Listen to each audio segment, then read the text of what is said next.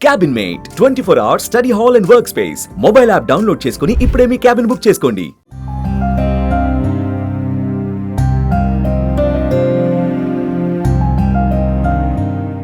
జమ్మూ కాశ్మీర్లోని పహల్గామ్లో మంగళవారం జరిగిన ఉగ్రవాదుల దాడితో దేశం ఒక్కసారిగా ఉలిక్కిపడింది. ఈ దాడిలో 30 మంది మరణించగా సుమారు 16 మంది గాయపడినట్లుగా సమాచారం. ఈ దాడిలో ఉగ్రవాదులు పురుషులపైనే మాత్రమే దాడి చేశారు. ఉగ్రవాద దాడుల బాధితుల్లో ఎక్కువ మంది పర్యాటకులే. మృతుల్లో 2 తెలుగు రాష్ట్రాలకు చెందిన వారు 3 ఉన్నారు.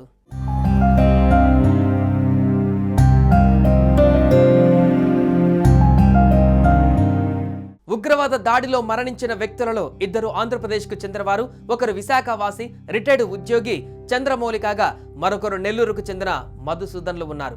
కాగా హైదరాబాద్లోని స్టేట్ బ్యాంకులో పనిచేస్తున్న మనీష్ రంజన్ కూడా ఉగ్ర తూటాలకు బలయ్యారు. బీహార్కి చెందిన మనీష్ రంజన్ కోటిలోని సబ్సిడరీ ఇంటెలిజెన్స్ బ్యూరో ఆఫీసులో సెక్షన్ అధికారిగా పనిచేస్తున్నారు. తన కుటుంబ సభ్యులతో కలిసి కాశ్మీర్ పర్యటనకు వెళ్లారు. ఆయన్ని భార్య, 2 పిల్లల ముందే ఉగ్రవాదులు కాల్చి చంపినట్లుగా తెలుస్తోంది. మనీష్ ఐడి కార్డు చూసి మరీ ఉగ్రవాదులు కాల్పులు జరిపారని భార్య, పిల్లలు చెబుతున్నారు.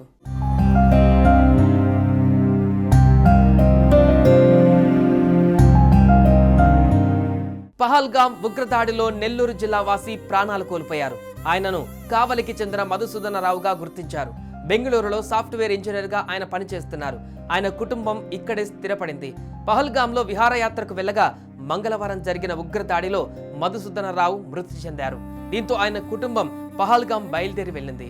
పహల్గామ్లో జరిగిన ఉగ్రదాడిలో విశాఖపట్నం వాసి విశ్రాంత బ్యాంకు ఉద్యోగి చంద్రమౌళి కూడా మృతి చెందారు.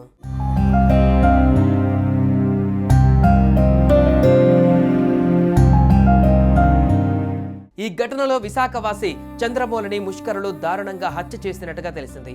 ఉగ్రవాదులు చంద్రమౌళిని వెంటాడి మరీ కాల్చి చంపినట్లుగా సమాచారం.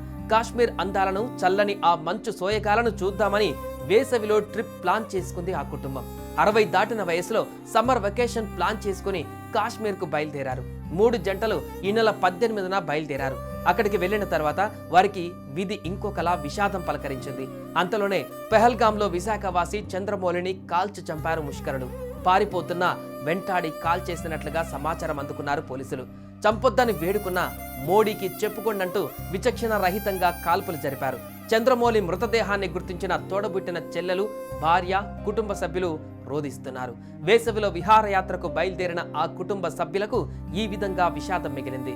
ప్రస్తుతం ఆ మృతదేహాన్ని కుటుంబ సభ్యులతో పాటు అక్కడి నుంచి విశాఖపట్నం తరలిస్తున్నారు. వారి కాశ్మీర్ విహారయాత్ర విషాదాంతమైంది. చంద్రమౌళి మృతదేహానికి పోస్టుమార్టం పూర్తయింది. ఆయన మృతదేహాన్ని ఎయిర్ లిఫ్టింగ్ ద్వారా విశాఖకు తరలించారు.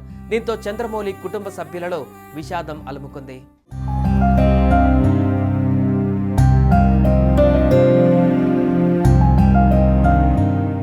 సుమన్ టీవీలో మీ పర్సనల్ అండ్ బిజినెస్ ప్రమోషన్స్ కోసం కింది నెంబర్కి కాంటాక్ట్ చేయండి.